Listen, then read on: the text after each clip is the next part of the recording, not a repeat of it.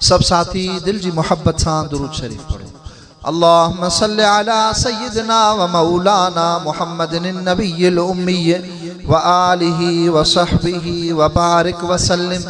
अदद कुल्ल मालूम लक दाइमन अबदन अबदा। मोहतरम अजीज दोस्तों, काफ़ी वक्त का वठी अवां मस्जिद शरीफ में बैठा हो, कुरान शरीफ जी कचहरी में बैठा हो, मुख्तलिफ आलिम सगोरा अचन था, मुख्तलिफ उनवान सां वज़ ऐं नसीहत करन था। सभिनि जो मक़सद सिर्फ़ इहो आहे त अल्लाह जी ज़ात असां खां राज़ी थिए। जेके अवां ॿुधण आया हो, जेके आलिम सगोरा ॿुधाइण आया आहिनि, या जेके ख़िदमत करन था, जेके भी तावन करन था, उन्हनि जो सभिनि जो मक़सद इहो आहे त अल्लाह राज़ी थिए। अदी तो अल्लाह राज़ी किए थींदो? अल्लाह जी रज़ा जो सबब हुजूर पाक सल्लल्लाहु अलैहि वसल्लम जी खिदमत में हिकिड़ो सहाबी आयो, अची अर्ज़ कई मत सात या रसूल अल्लाह, अल्लाह जा रसूल क़यामत कॾहिं ईंदी, क़यामत कॾहिं ईंदी? पाण करीम जन सल्लल्लाहु अलैहि वसल्लम उन सहाबीअ खां पुछनि था, हल अअद्दलहा, छा तू उन क़यामत जी तैयारी कई आहे? क़यामत जी तैयारी कई थी? छो त जेकॾहिं तव्हांखे असांखे हितां उथी सुबुह सां सफ़र करणो आहे, पोइ जेतिरो सफ़र कंदासीं, जे सखर ताईं सफ़र हूंदो त जेब में ओतिरा पैसा रखंदासीं, पंहिंजो लटो कपिड़ो खणंदासीं, पंहिंजे खाधे पीते जो इंतज़ाम कंदासीं। जेकॾहिं कराचीअ जो सफ़र हूंदो त उन जी तयारी कंदासीं, जेकॾहिं 5-8 ॾींहं काॾे वञिणो हूंदो त ओतिरी तयारी कंदासीं। जेकॾहिं हिकु पासे खां लॾे ॿिए पासे वञे थो, माण्हू तयारी करे वञे थो। हाणे हुज़ूर अनवर सल्लल्लाहु अलैहि वसल्लम जन उन सहाबीअ खे फरमायो त पा तूं तयारी कई आहे? हाणे उन सहाबी अजीब जवाब ॾिनो,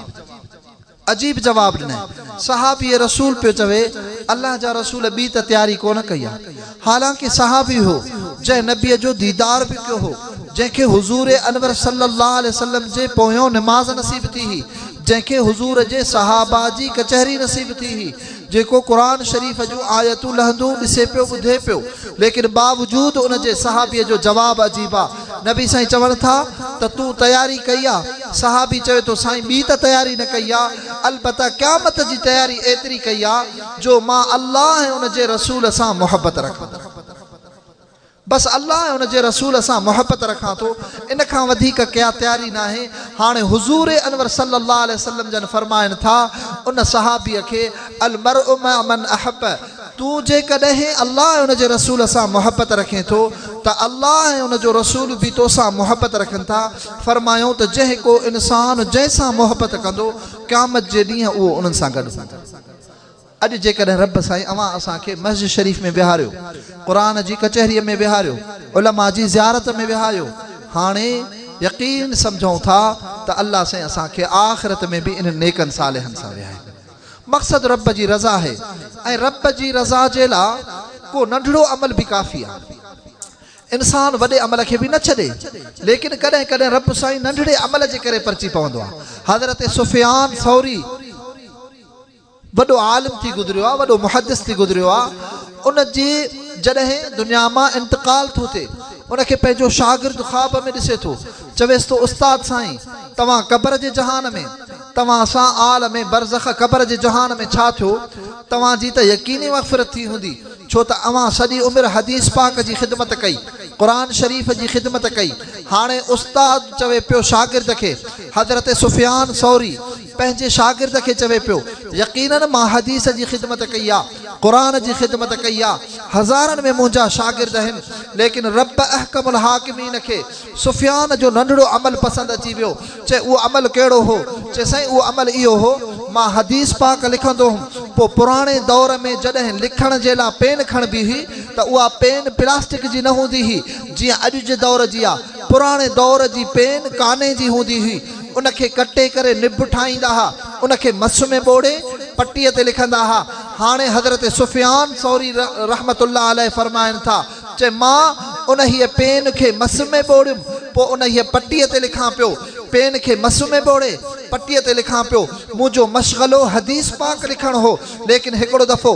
हीअं पेन खे मस में बोड़ियां थो मस मां कढी ॿाहिरि अचां थो मुंहिंजी पेन जे उन हीअ चोटीअ ते हिकिड़ी मख थी वेहे मुंहिंजी दिलि में ख़्यालु आयो रब जी मख़लूक आहे केतिरी मस पीअंदी मरजां पी करे ढव करे मां पंहिंजे हथ खे उते सुकूत ॾिनुमि कुझु वक़्तु हथ खे लोॾिया न पियो रब जी मख़लूक पी करे ढव करे हाणे जॾहिं उहा मख पी करे ढव करे उथी वई पोइ अॻिते मां हदीस पाक खे लिखणु शुरू कयुमि जॾहिं मां क़बर में पहुतो आहियां फ़रिश्ता मूंखां सवाल जवाब करनि पिया लेकिन रब साईं जी रहमत जो आवाज़ आयो सुफ़ियान खे छॾे ॾियो इन मां रब जे कमज़ोर मख़लूक मख जो एहतराम कयो आहे हाणे मख जे एहतराम जे करे रब साईं पंहिंजे बाने खे बख़्शे छॾे तंहिंजे करे अज़ीज़ो रब जे रज़ा जे लाइ नंढड़ी नेकी काफ़ी आहे छो त हदीस पाक में अचे थो हिकिड़ी माई ही जेका फासिक़ फाजिरा हुई जेका फासिक़ फाजिरा नाम निहाद फासिक़ फाजिरा हुई उन माई जॾहिं खूह जे किनारे ते आई ॾिठई त हिकिड़ो कुतो उन मरे थो कुते जो नंढड़ो बच्चो गुलर उन मरे थो माई जी दिलि में रहम अची वियो खणी पंहिंजी पोती लाहे खूह में विधई वरी ॿाहिरि खणी उनखे न पूड़े कुते जी ज़ुबान ते रखियईं हाणे उन कुते खे पाणी पीआरे उन कुते उन जे लाइ मग़फ़िरत जी दुआ घुरी रब साईं इन जे करे उन फासिक़ फाजिर ज़ानिया औरत खे जन्नती औरत बणाइजे त अज़ीज़ो हे जेको थोरो वक़्तु विहूं था इहो विहण क़ीमती आहे असांजा मुर्शिद हज़रत साईं अब्दुल समद रहमतुल्लाह अलैह अल्लाह साईं संदन क़बर जे मथां किरोड़ा रहमतूं फरमाए साईं जन रहमतुल्लाह अलैह जी ख़िदमत में हिकिड़ो फ़क़ीर आयो जे साईं असां अल्लाह वारनि जी ख़िदमत में वेहूं था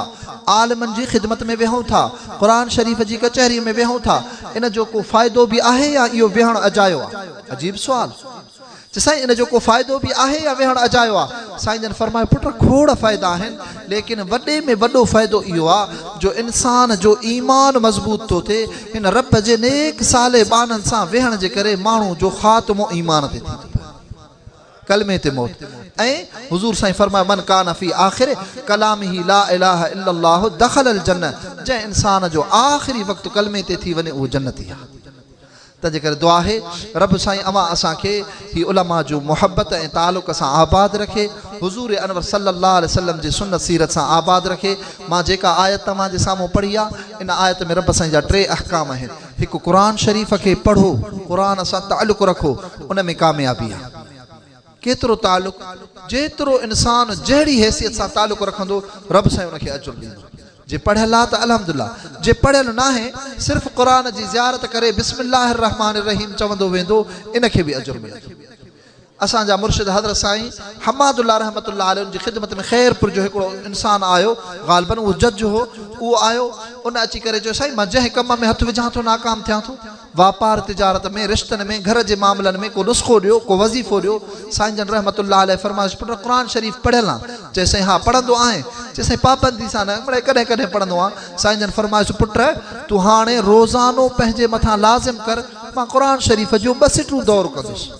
2 सिटूं दौर कंदुसि पोइ उहो शख़्स चए पियो साईं पोइ मूंखे मुर्शिद 2 सिटुनि जो हुकुम कयो पोइ रोज़ानो मां सुबुह जो क़ुरान पढ़णु वेंदो हुउसि रब जे फज़ल सां 7 सिपारा क़ुरान जो दौर कंदो आहे जे कॾहिं कॾहिं मूंखे का तकड़ हुजे त उहे 2 सिटूं क़ुरान जो दौर कयां पोइ जंहिं कम सां निकिरां रब साईं कामयाब करे छॾींदो 2 नंबर ते रब साईं हिन आयत में निमाज़ जे लाइ हुकुम कयो आहे त निमाज़ क़ाइमु कयो जेतिरी ख़ैर ख़ैरात कजे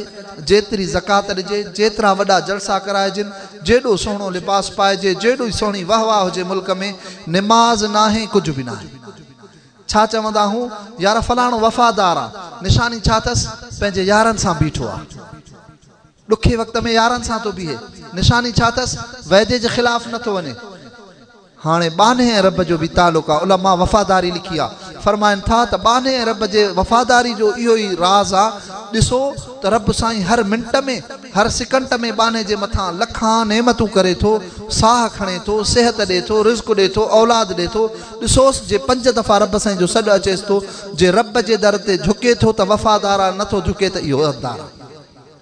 तंहिंजे करे वफ़ादार थियो 3 नंबर ते रब साईं हिन आयत में फरमाए थो वला ज़िक्रुल्लाह अकबर रब साईं खे यादि कयो इज़ा तुलियत अलैहिम आयातुहु ज़ाततुम ईमान क़ुरान शरीफ़ पढ़ो ईमान ताज़ो थिए निमाज़ पढ़ो ईमान ताज़ो थिए रब साईं जो ज़िक्र कयो ईमान ताज़ो थिए ततजाफा जुनूबहुम अनिल मज़ाज यदऊन रब्बहुम खौफन व तमा। रात जो माण्हू सुम्हे थो, पासो फेराए थो, पासे फेराइण में चिंघ न कढे, रड़ न करे, पंहिंजे रब साईं खे यादि करे, मुंहिंजा रब मूंखे माफ़ी ॾे, मुंहिंजा रब मूंखां राज़ी थी, मुंहिंजा अल्लाह मूं ते रहम कर। ईअं अल्लाह खे यादि कयो जो असांजे